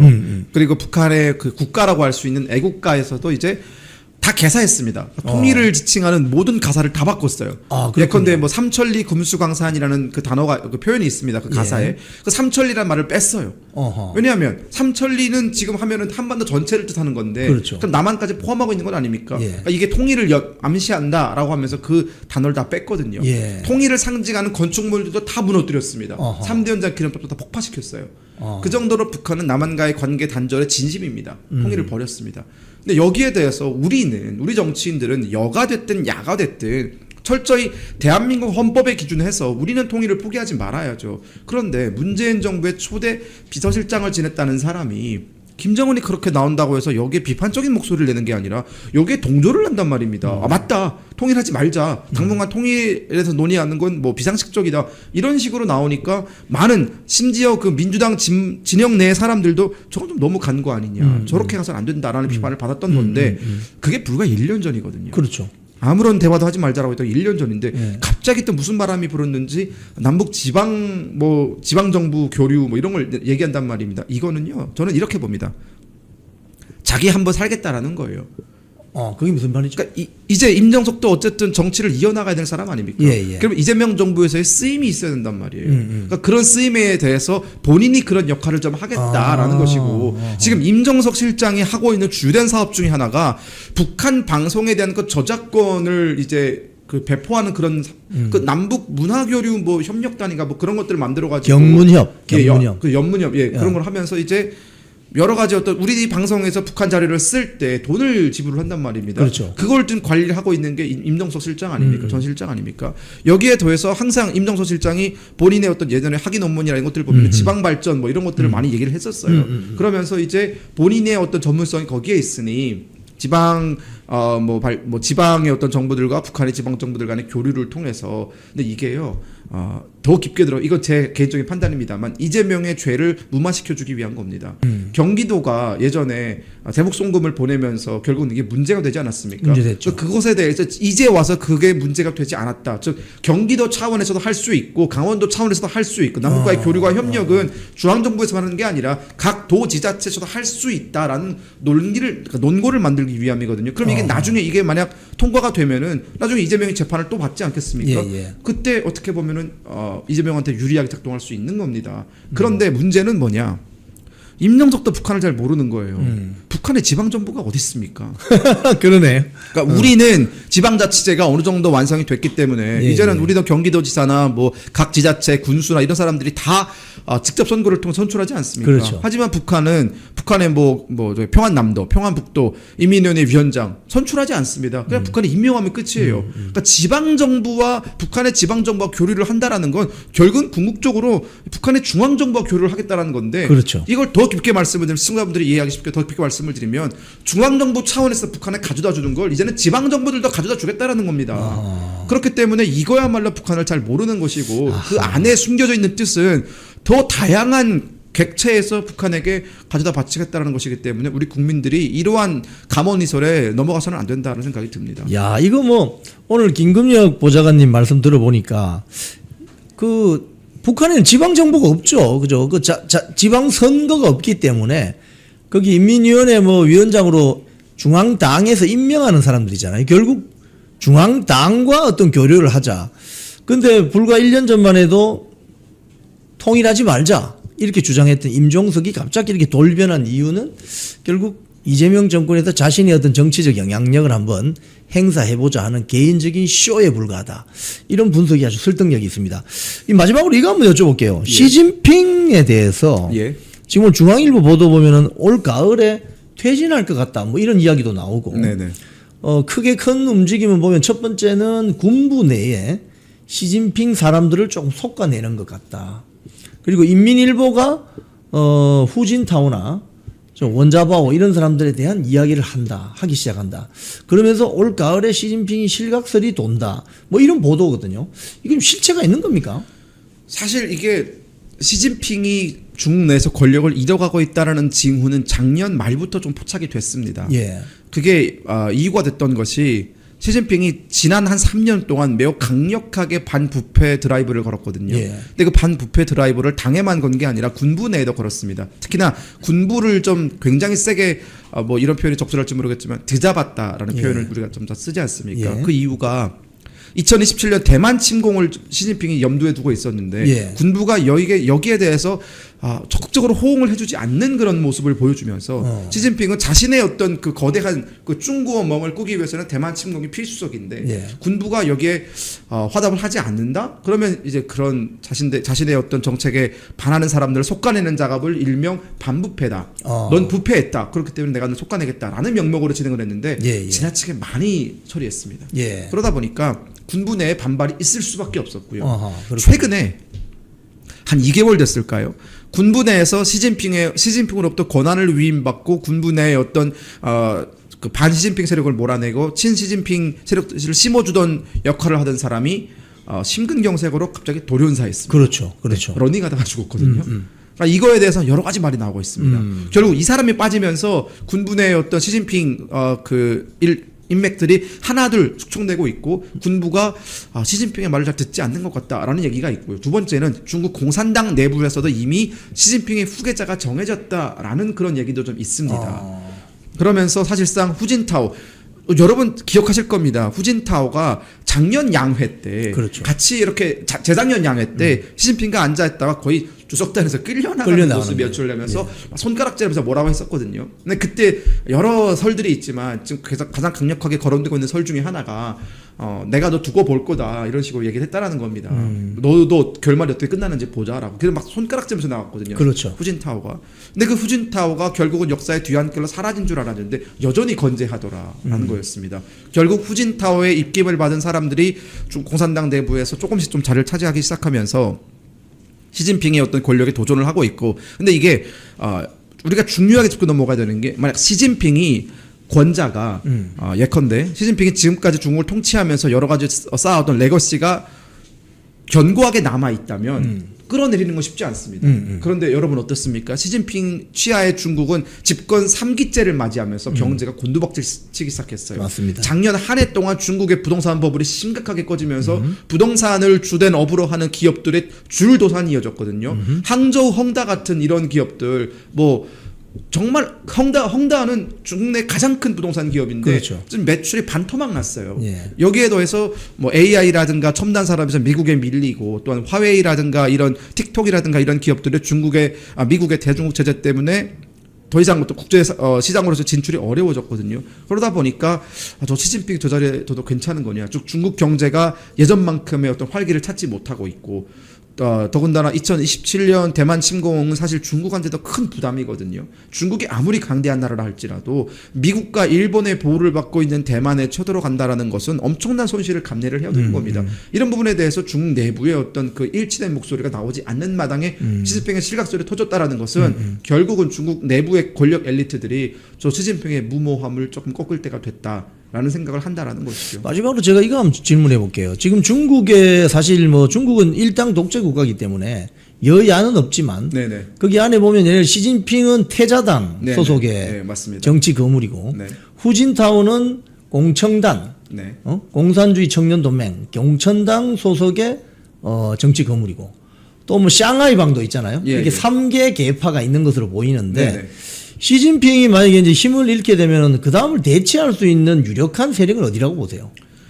지금 그 유력한 세력은 다시 아마도 공청단이나 상하이방 네. 출신이 차지를 할 가능성이 높고요. 제가 좀 이름이 기억이 안 나는데 좀 유력하게 후계자로 거론되는 인물이 한 명 있습니다. 그 인물이 나중에 제가 피디님한테 이름을 드릴 예, 텐데요. 예. 그 인물이 작년과 올해 그 회의에 참석한 사진이 굉장히 화제가 되고 있는데 어허. 중국 공산당은 매년 7월이 되면은 중국 공산당 내의 고위직들을 다 모아놓고 강습을 엽니다. 강연을 열어요. 예. 공산당 간부들도 공부를 해야 된다라는 예, 취지에서 이제 그런 세미나 같은 걸 열거든요. 약간 편한 복장의 세미나를 이끌어 참석합니다. 예. 약간 휴양지 같은 데서 이렇게 뭐 1박 2일 약간 그런 거 있지 않습니까? 예, 예. 워크숍 같은 거 예, 그런 예. 거 하거든요. 작년에 사진을 보면은 시진핑 앞에서 꼿꼿하게 앉아 있습니다. 근데 올해 사진을 보니까 이렇게 앉아 있더라고요. 이렇게 팔짱을 끼고 다리를 꼰 채 시진핑을 바라보고 있는 사진이 그 사람이 있습니다. 예. 예. 그러면서 이 사람이 지금 중국 내에서 유력하게 후계자로 지금 떠오르고 있는 사람이고 그런데 이 사람이 상하이방 출신이거든요. 어허. 네, 그러면서 그러면 권력 후계 이미 중 공산당 내부에서는 내부에서. 시진핑에 대한 후계 구도가 어느 정도 얘기가 된 것 아니냐. 그렇기 아하. 때문에 저런 자신감이 나오는 것 아니냐. 시진핑 앞에서 다리를 꼬고 팔짱 꼬는 행위는 있을 수 없는 행위입니다. 아하. 네, 이거 거의 뭐 진시황 같은 존재 아닙니까? 예, 근데 예. 그 앞에서 그런 모습을 연출했고 그게 노출이 됐다라는 건 예. CCTV를 통해서 노출이 됐거든요. 그러니까 그 CCTV가 중국 공영 TV 말씀 예, 예. 거기서 다 보여줬기 때문에 어느 정도는 내부 정리가 된 것 아닌가라는 그런 생각을 좀 저도 하고 있습니다. 네, 잘 알겠습니다. 오늘 출연해주신 김금혁 보좌관님 감사합니다. 고맙습니다. 하세비 유튜버님, 저 지난 일주일 동안 잘 계셨어요? 마음이 편치 않은 일주일을 보냈습니다. 예. 네. 지금 오늘 새벽에 네. 윤석열 전 대통령 재구속이 되었는데 심정이 좀 어떻다고 보세요? 많은 국민들이. 다들 불길한 예감이 든다. 좀 그렇게 느꼈지만 새벽에 기습적으로 다들 참담한 심정이셨을 것 같습니다. 맞죠? 어제 그 경찰 병력 뭐 2,000명, 맞아요. 뭐 버스, 뭐 경력 이래가면서 이거 좀 수상한데 이런 생각이 들었거든요. 맞습니다. 2,000명 너무 말도 안 되는 숫자죠. 계엄군만 해도 300명이 안 되는 인원이 갔었는데 그렇군요. 2,000명이 넘는 그렇게 바글바글하게 제가 그렇군요. 며칠 전에 헌법재판소 근처를 갈 일이 있어서 봤는데 예전에 차벽으로 이렇게 항상 막아놓던 곳이 차벽이 완전 사라지니까 여기가 실제로는 이런 곳이었구나 좀 이런 느낌을 받았거든요. 진짜 좀 지금 그 윤석열 대통령 재구속한 게 증거인멸의 우려가 있다. 이게 찬성하세요? 아니요 전혀 찬성할 수가 없고요. 그냥 말을 갖다 붙이기 나름이고 정치 보복적인 구속을 하기 위해서 갖다 붙인 거 아닐까. 어제 이제 대통령 법률 대리인단이 냈던 성명문을 보면서 정말 한 문장 한 문장 동감하면서 읽었거든요. 이게 맞지. 그런데 왜 재구속하는 거냐. 좀 증거 인멸의 우려 전직 대통령이 지금 이미 같은 걸로 구속이 된 상황에서 밖에 나와 있었기 때문에 이들의 말대로 증거인멸을 만약에 하려고 했으면은 진짜 하고도 남았는데 이제 와서 증거인멸의 이유를 들면서 다시 재구속한다? 좀 말이 안 되는 말이 안 되죠. 앞뒤가 안 맞죠. 근데 그 재판부, 지금 재판부가 대진련이라고 하시죠. 대진련. 네, 운동권, 현대판 운동권. 그 조직의 그 세력들이 대법원 청사에 난입을 해가지고 그쵸. 그 준비한 뭐 피켓 이런 거 막 흔들면서 그죠? 시위를 했는데 이거 건물 침입지 아닙니까? 그쵸. 건물. 이 운동권은 풀어줬단 말이에요. 맞습니다. 네. 이거 공정합니까? 전혀 공정하지 않죠. 그리고 제가 이번에 찾아보다가 대진현은 구속되지 않은 사례가 더 많더라고요. 지금 어떤 사례가 있어요 또? 남세진 그 부장판사뿐만이 아니라 예. 작년 1월에 신한미 서부지법에서 뭐 대통령실 진입을 시도했었던 대진현 전부 다 구속 불필요하다고 풀어줬고, 또 이하영 서부지법에서 2024년에 이것도 대통령실을 진입하려고 시도했었는데 영장이 모두 기각됐어요. 지금 대진현은 구속 필요성이 뭐 없다, 정당성이 부족하다 해가지고 풀어준 사례가 이번에 드러난 그 남세진 부장판사 말고도 예. 더 있었더라고요. 근데 풀어준 이유가 뭐예요? 그냥 증거인멸의 뭐 우려가 보이지 않는다. 보이지 않는다. 그리고 아니 증거인멸의 우려가 상당히 있죠. 대진현이 도대체 누구랑 어떻게 연락을 하면서 대통령실에 들어가려고 시도를 했지? 이런 이야기가 있는데 이걸 증거인멸의 우려가 없다고 그냥 풀어주는 거 전혀 공정하지 않죠. 도주의 우려도 있을 것 같은데. 당연하죠. 네. 참 이해할 수 없습니다. 이랬던 재판부가 어떻게 해요? 윤석열 전 대통령에 대해서는 증거인멸의 우려가 있다 이러면서 재구속을 시키는, 지금 전직 우파 대통령 3명이 네. 박근혜, 이명박, 윤석열 전 대통령 3명이 구속됐습니다. 맞습니다. 이게 정상적인 나라입니까 이거? 전혀 그렇지 않죠. 이명박 대통령은 특히 또 구속됐을 때 당시 나이가 만 77세셨어요. 고령의 나이에 이거 정말 정치 보복적인 수사죠. 네. 정치 문재인 보복이다. 정부가 정치 보복하기 위해서 정말 박근혜 대통령도 그 태블릿 PC가 다 조작이었잖아요. 근데 그냥 정치적인 뭐 대결 구도를 만들기 위해서 자기네들이 이익을 보기 위해서 그냥 보복 수사를 했다. 박근혜 대통령 같은 경우는 뭐 뇌물 받았다고 뇌물 받은 게 하나도 없는데. 그렇죠. 빵원입니다. 빵원. 자, 어제 그 서초동에서 윤석열 전 대통령의 구속을 반대하는, 재구속을 반대하는 많은 애국 국민들이 나와서 시위도 참여하시고 했는데, 그럼 참여하신 분들 이야기나 분위기 좀 들어보셨어요? 제가 자유대학 학생들이 이제 예, 간 걸 예. 알았는데 밤을 거의 샜다고 들어가지고 예. 오늘 아침에 연락을 해보지는 못했어요. 근데 제가 라방 이제 중간중간 보면은 예. 다들 이제 처절한 마음으로 기다리고 있다가 새벽 그렇게 2시에 갑자기 소식이 들려서 다들 참담한 심정이었을 것 같습니다. 지금 SNS 같은 분위기는 어때요? SNS에서. 너무 안 좋죠. 그리고 제가 또 좌파 알고리즘에도 손을 넣었다가 예, 너무 열이 받는 예, 예. 그런 경험을 했는데 다들 이거 정말 참담하다. 우리가 그러니까 SNS에서 2030들은 목소리를 정말 많이 내고 있거든요. 예. 그런데 도대체 제도권에서 이거 왜 같이 싸우지 않는 건가? 그런 목소리도 나오고 있습니다. 네. 제도권이라 하면 국민의힘 그렇죠. 의원들. 네. 국민의힘 의원들은 카톡이나 페북 이런 거 안 합니까? 그러게요. 드러나게 좀 활동 좀 해줬으면 좋겠는데. 뭐 쇼츠도 좀 만든다든지. 윤상현 의원이 인스타랑 스레드에서 뭐 이번에 압수수색 당했다 등등 이렇게 소식 올리고, 나경원 의원도 열심히 SNS에서 소식 전하고 좀 싸우시는 편인데 나머지 의원들은 좀 도드라지는 활동을 보지 못했습니다. 참 한심합니다. 지금 그러면 SNS 같은 SNS인데 좌파들이나 종북 주사파들은 어떤 반응이 나와요? 예전에 뭐 이재명이 풀려나는 거를 네. 게시글 내용에 넣어놓고 구속 아니래 이런 게시글을 써놔요. 그럼 제가 구속 아니래가 뭐지 하고 클릭해보면은 내용이 예전에 이재명 이야기 뭐 이런 식으로 낚시성 게시글을 올려가지고, 근데 그런 게시글을 올린다는 것 자체가 지금 법원이 정치적으로 중립적인 상황에서 제대로 판단하는 것인가, 오히려 더 비교가 되는 거거든요. 과거에 그런 식의 사례를 가져와서 자기네들이 그것을 낚시성 게시글을 올린다는 것 자체가. 참 그렇군요.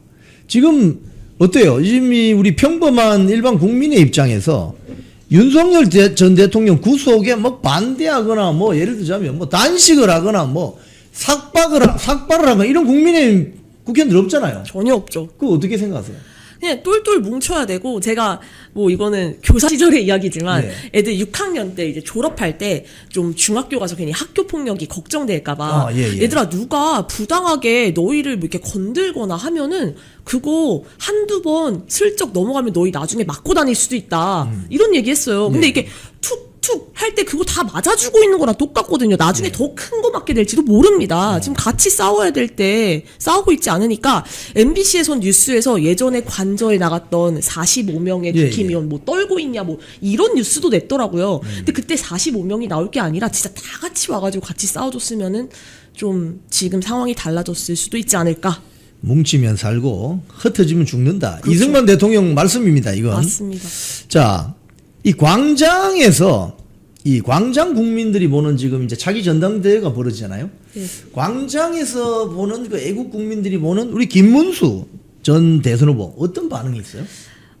제가 제 유튜브에 갑자기 이제 김문수 전 장관님에 대해서 조금 악플이 달리더라고요. 그래서 이렇게 생각하시는 분들도 있구나. 근데 저는 제 개인적인 생각에는 뭐 그러니까 부정선거에 대해서 뭐 크게 싸우지 않는다는 이유로 이렇게 좀 폄훼하는 발언을 하는 거는 어쨌든 우파 진영에 도움이 안 되는 행동이라고 저는 생각해서 좀 지켜봐 주시고 좀 응원해 주셨으면 하는 것이 제 개인적인 생각인데 좀 광장에서는 좀 좋지 않다 약간 이렇게 조금 분열의 조짐이 조금 보이는 것 같아서 좀 분열의 아쉽습니다. 조짐. 그러니까 김문수 전 대선 후보를 지지했던 분들이 네. 이런 사유로 좀 지지하기 어렵다 이런 이야기를 한다는 거죠. 네네네. 그러면 한동훈에 대해서는 어떻게 평가합니까? 그러니까 한동훈에 대해서 더 오히려 한동훈을 끄집어내야 된다고 저는 생각하거든요. 제가 지금 오면서 한동훈 도대체 뭐 하고 있나 뉴스 검색해 보니까 뭐 이재명이 뭐 전시 작전권이랑 뭐 관세랑 이렇게 트레이드 하듯이 협상한다는 거에 대해서 비판했더라고요. 그거는 이제 맞는 행보이긴 한데 보니까 본인 SNS에 유튜브에 어제 고민 상담소 라방을 하셨더라고요. 고민 상담. 네, 그거는 제가 예전에 인스타 그 인플루언서 시절에 사람들한테 고민 상담해주는 옛날에 제가 하던 거거든요. 그러니까 그것은 정치인의 행보라고는 보기 힘들어요. 그래서 다른 영상을 뭐가 있지 했는데 4일 전에 또 고민 상담소 라방이 또 있었어요. 그리고 또 다른 영상으로는 뭐 AI 시대 아니면은 뭐 북한 핵 뭐 이런 영상을 이틀 전, 뭐 5일 전 뭐 이렇게 올리셨더라고요. 지금 당장 급한 이슈는 아니잖아요. 지금 뭐 하시는 건가? 좀 보면서 저는 왜 이렇게 유튜버적인 행보, 인플루언서적인 행보를 보이시나? 전혀 우리 진영에 도움이 되지 않는데, 그리고 오히려 지지하는 사람들이 이거 이렇게 하시면 안 됩니다 해도 모자랄 판에 거기 댓글에서 고민 상담소 뭐 너무 좋았습니다 막 이런 이야기를 쓰고 있으니까 고민 상담은 뭐 저 같은 사람이나 할 수 있는 해야 되는 거 아닌가? 그 한동훈 씨는 뭐 고민 상담 하지 말고 그냥 서초동 가서 변호사를 하세요. 그러면 될 것 같아요. 자, 이번에 2명의 여성 이진숙이 있습니다. 네. 한 명은 지금 제자들의 그 피땀 흘린 논문을 갖다가 그 지식 절도를 해가지고 갖다 뺏긴 네. 이진숙 교육부 장관 후보자가 있고, 또 한 명은 방송 독립을 위해서 내년 8월까지 임기 지켜내겠다고 하는 이진숙 방통위원장이 있는데, 같은 여성으로서 어떻게 보십니까? 아니 그 제자들의 논문을 갖다 베껴 쓴다는 거는 너무 어떻게 그럴 수 있죠? 그 교육계에 발들일 수 없는 사람이거든요. 그냥 교사 입장에서 그 제자들은 굉장히 소중하고 정말 제자들이 성공했으면 좋겠고 청출어람의 마음으로 정말 교육을 하던 입장에서는 그 말도 안 됩니다. 예, 제자들 시켜가지고 그렇게 논문 다 표절해놓고 또 그리고 지금 자녀 뭐 유학 관련해서 의혹도 있고 막 여러 가지가 있는데 어떻게 교육부 장관을 한다는 건지. 그리고 저는 좀 그 좌파 정권이 들어설 때마다 뭔가 이제 청문회가 있고 의혹이 있고 했을 때 누군가가 낙마했다는 뉴스를 거의 보지 못했어요. 의혹이 있고 뭐 어떻게 해서 청문회를 그냥 어쨌든 슬쩍 통과하는 것이 대부분이었지. 의혹이 이렇게 드러나도 그냥 뻔뻔하게 자리를 차지하는 거. 그래서 지금 이분도 교육부의 수장이 된다면 이거 정말 어떤 자격이 되지 않는데 어떻게 교사들에게 이렇게 해라, 뭐 교육적 공무원에게 이렇게 해라, 전혀 그런 위치가 되지 않고요. 일단 그리고 이진숙 방통위원장님은 SNS에서 너무 호응이 좋았어요. 국힘 의원들 진짜 보고 배워라. 보고 싸우는 배워라. 거 반만이라도 해라. 정말 그랬는데 지금 국무회의에 들어오지 말아라. 뭐 이렇게 조치를 받는 게 그분이 일단 엄청 잘 싸우셨다는 반증이기도 하거든요. 그래서 너무 존경스럽고 응원하고 싶은 마음입니다. 사실 전교조 세력은 왜 이진숙 교육부 장관 후보자에 대해서 뭐 한마디라도 했습니까? 제가 알기로는 뭐 별로 이야기를 하지 않은 것 같은데 할 말이 딱히 없지 않을까요? 제가 교육 쪽에서 뭐 입장을 내신 쪽은 좀 특이하게도 진보 단체 쪽에서 어떤 입장문을 냈는데 예. 반대하는 입장문을 냈더라고요. 개딸들 안 해요? 개딸들이 아니었고 잠시만요. 그러니까 이진숙 교육 장관 후보자 이야기입니다. 네, 이게 진짜 맞아요. 괜히 동명이인이라서. 네, 지금 굿모닝 충청에 어떤 기사가 있었냐면은 진보 성향 교수들이 지금 이게 교육개혁이 맞냐 하면서 철회를 요구하면서 공동행동을 요구하는 그런 성명서를 냈었어요. 그래서 이게 공동체 감수성이 부재하고 교육이 아닌 정치로 읽히니까 우리는 이거 반대한다. 근데 이게 진보 쪽인 교수들이라는 게 의미가 있죠. 아, 그렇군요. 자, 우리 지금 뭐 주한미군 철수한다, 뭐 이런 좀 안보 문제, 안보 위기가 지금 가시화되고 있는데 지금 가령 그 중동 지역의 이스라엘 같은 경우 보면은 여성들도 2년씩 군 복무를 합니다. 맞습니다. 남자는 3년이고. 네. 한국도 앞으로 이거 가능해질 수 있겠습니까? 어떻게 보세요? 저는 가능해졌으면 좋겠고 제가 대학교 다닐 때는 여성이 이제 ROTC에 들어갈 수 없었는데 제가 졸업한 이후에 여성도 ROTC에 들어갈 수 있으니까 지원하는 뭐 학교나 여대에서도 ROTC 운영이 이제 되고 있잖아요. 그래서 안보 위기, 지금 우리는 휴전 중인 나라라는 이 공감대를 알리기 위해서 저는 여성들이 기초적인 군사 훈련이라도 받았으면 좋겠어요. 군복무까지 밀기 힘들다면은 뭐 4주간 군사 기초 훈련을 받는다 해서 좀 이론적인 내용이라도 좀 알았으면 좋겠어요. 지금 국가 안보가 왜 중요하고 뭐 이런 걸 좀 배웠으면 좋겠고, 이스라엘 같은 경우에는 좀 독특한 게 뭐 아랍계 시민권자들은 군복무에서 배제시키더라고요. 그래서 저는 지금 이제 이스라엘 대해서 공부를 하다가 그럼 우리나라도 이거 약간 중국계 시민권자들은 오히려 군복무에서 남성이라도 좀 배제해야 되는 거 아닌가? 약간 우려스러운 생각도 들기는 했어요. 이스라엘의 사례를 보면서. 만약에 주한미군 철수 이거 가시화되면은 가령 국민투표로 여성들의 군 복무 의무화한다는 뭐 어떤 그 군 복무 여성 군 복무 의무화 이 찬반 투표 붙이면 어떻게 나올 것 같아요? 여론상 그냥 이거 약간 남녀 성 대결처럼 갈 가능성이 조금 그려지긴 해요. 왜냐면 여론을 그렇게 선동하면 충분히 만들 수 있는 거거든요. 예전에 문재인 정부 시절에 남녀 갈라치기 할 때 보면은 뭐 군복무 이야기 꺼내면서 뭐 임신 출산 얘기하면서 막 갈라지는 그런 막 인터넷 싸우는 댓글 뭐 게시글 굉장히 많았거든요. 좀 그런 식으로 이렇게 막 몰아가면서 좀 이걸 남녀 대결 구도로 바꾸면서 안보는 뒷전인 상황으로 여론을 조성할 것이 약간 그려지기는 해요.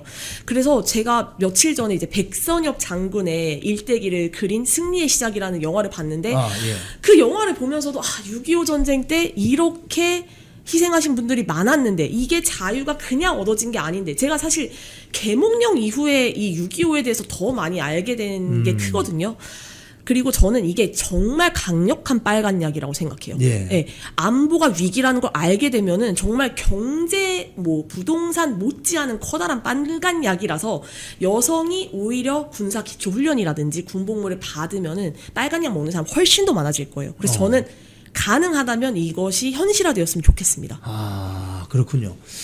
우리 참 하세빈님의 말씀을 들어보면 앞으로 대한민국의 안보 상황, 안보는 사실은 이게 죽고 사는 문제거든요. 맞습니다. 경제는 먹고 사는 문제지만 이렇게 되면 여성의 군복무 이것도 사실은 고양이 목에 방울 거는 거라고요. 이걸 이야기하는 국회의원들이 별로 없어요. 당장 뭐 정말 국가 비상사태가 터져야 그때 되면 늦죠 이미. 맞아요. 지금 댓글에 보니까 우리 하세빈님이 말씀하신 한 4주나 6주 정도 여성들이 군사 기초훈련을 받으면 어떠냐. 이게 참 좋은 아이디어다. 이렇게 이야기 지산이라는 분이 하셨고, 자유민주라는 분은 여군 징병제로 적어도 6개월 복무 정도 하는 걸 찬성한다. 뭐 이런 댓글들이 있습니다. 아마 이게 아마 조만간에 가시화 될 것 같아요. 제가 봤을 때는. 자, 우리 하대비님 마지막으로 한 말씀 해주시죠. 네. 네, 제가 지금 계몽령 이후에 알아가는 게 많아지면서 정말 나라가 걱정되고 잠을 제대로 자지 못하고 다들 마찬가지이실 텐데 어제는 또 특히 윤석열 대통령이 구속되는 바람에 더 막 마음 졸이신 분들 많았을 것 같아요. 지치지 말고 저는 이게 정말 길게 봐야 된다고 생각하거든요. 그래서 어제 제가 이충근 박사님의 특강을 이승만 학당에서 들었는데 이제 국제 정세까지 알면서 좀 우파가 공부를 많이 했으면 좋겠어요. 박사님, 그러니까 교수님께서도 우파의 문제점은 공부를 안 한다고 얘기를 하셨거든요. 근데 제가 그 얘기를 듣고 생각해 보니까 대학교 때 역사 동아리나 이렇게 뭐 공부하는 동아리가 다 좌성향이었어요. 그래서 우파 쪽도 지금 늦지 않았다. 우리 빨리 공부해서 좀 똑똑하게 싸우자. 이런 생각을 했습니다. 네. 우잘사 회원 가입 요청드립니다. 여러분, 대한민국을 지키기를 원하십니까? 우리 사회가 변화되기를 원하십니까? 그렇다면 우잘사 회원에 가입해 주십시오. 우파는 잘 싸워, 우리도 잘 싸워. 우잘사 회원에 가입하시면 여러분 말씀하시고 몸으로 때우시고 또 재정적으로 여유가 있는 분들은 돈으로 후원하실 수 있습니다. 말과 몸과 돈이 삼위일체가 될 때 우리 대한민국을 지킬 수 있고 우리 사회, 대한민국 정치를 혁신할 수 있습니다. 자, 가입해 주시기 바랍니다. 우잘사 화이팅!